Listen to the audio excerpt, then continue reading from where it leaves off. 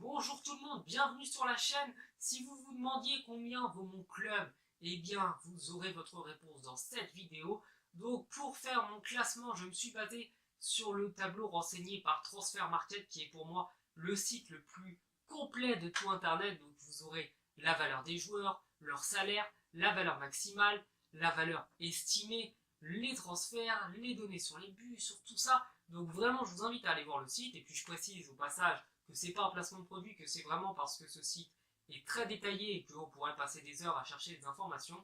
Donc c'est vraiment pour vous que je le donne.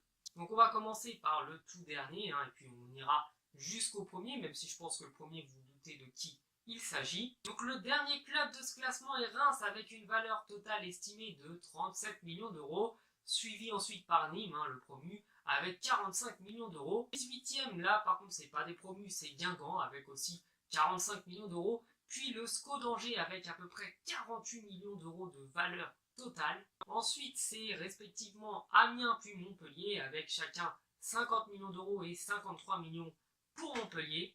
Strasbourg et Caen se partagent la 13e place avec 54 millions d'euros tous les deux. Puis vient Dijon avec 65 millions d'euros et Toulouse avec 72 millions d'euros.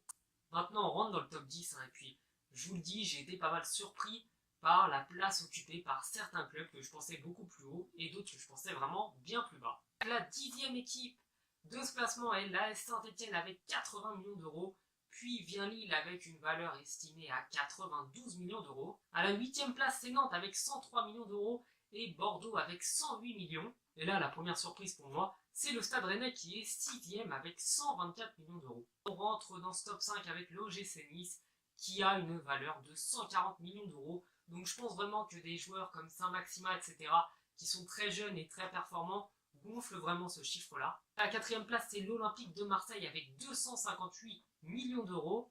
L'AS Monaco est 3e seulement avec 297 millions d'euros.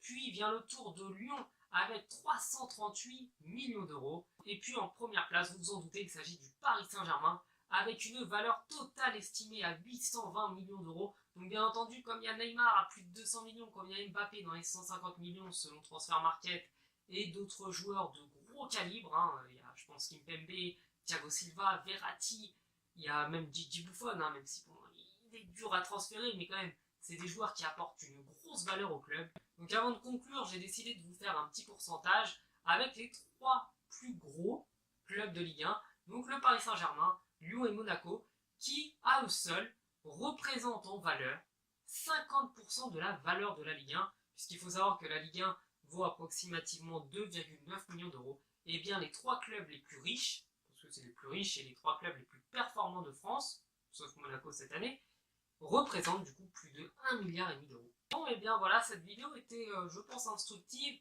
Je précise qu'il ne s'agit pas de budget, c'est une valeur. Donc une valeur, ça veut dire quoi? Ça veut dire que on pense que les joueurs, si on cumule tout l'effectif, valent tant. Ce n'est pas le budget, mais on voit bien quand même que les clubs à plus gros budget sont aussi ceux qui ont les joueurs qui valent le plus cher. Merci Captain Obvious. Bon, je vous souhaite une bonne soirée ou une bonne journée, ça dépend quand vous avez vu cette vidéo, et je vous dis à la prochaine sur la chaîne. Ciao.